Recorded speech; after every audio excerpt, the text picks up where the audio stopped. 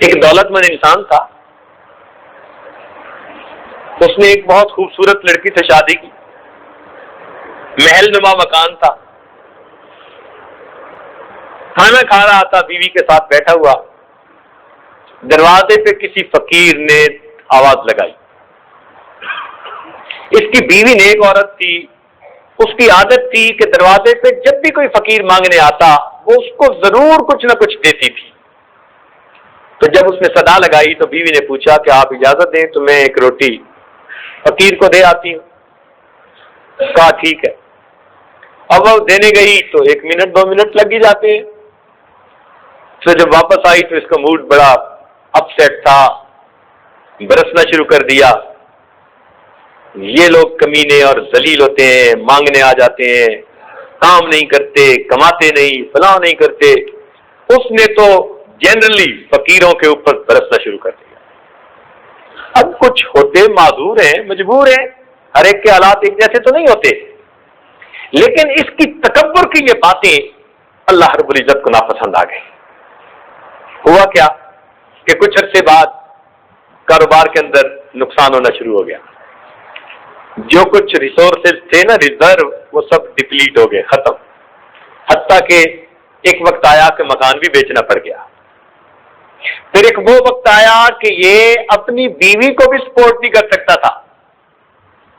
بیوی کو بھی کہا کہ میری طرف سے طلاق ہے، تو اپنے ماں باپ کے گھر جا کے۔ اتنے حالات برے ہوئے، لڑکی ماں باپ کے گھر آ گئی، 1 سال اپنے اس گھر پہ رہی، خوبصورت تھی، خوبصیرت تھی۔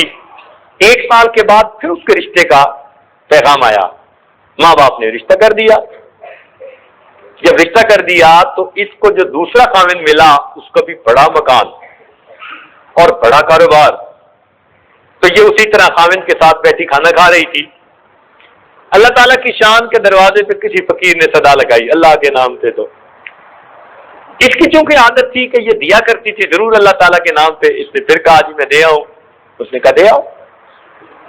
یہ گئی دینے کے لیے، جب اس نے دروازہ کھولا اور فقیر کو روٹی دینے لگی تو اس نے چیخ ماری،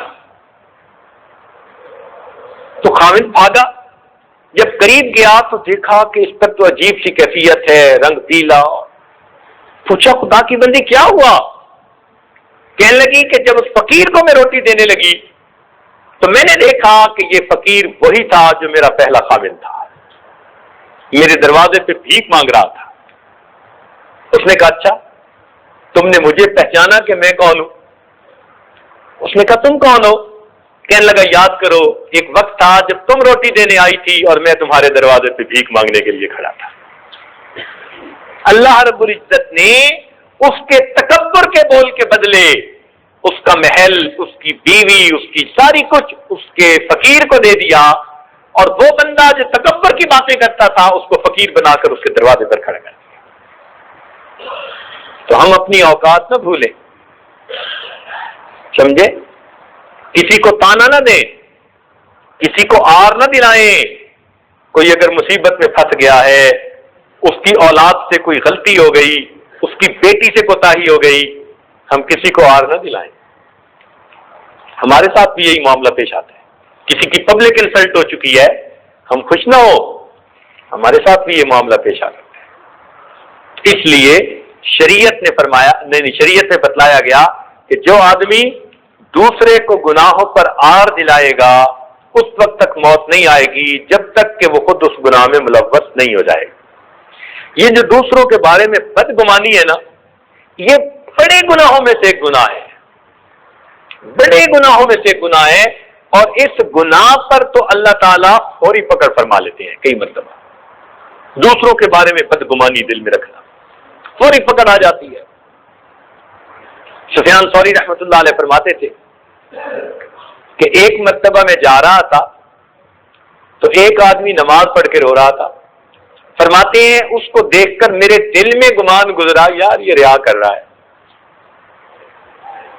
دل میں یہ گمان گزرا کہ یار یہ تو ریا کر رہا ہے، ریاکار ہے۔ تو میرے دل میں جو گمان آیا اس کے بارے میں کہ کہ یہ بندہ ریاکار ہے، اللہ تعالیٰ کی مجھ پر پکڑ ہوئی، 3 مہینے کے لیے تہجد کی نماز سے محروم کر دیا گیا۔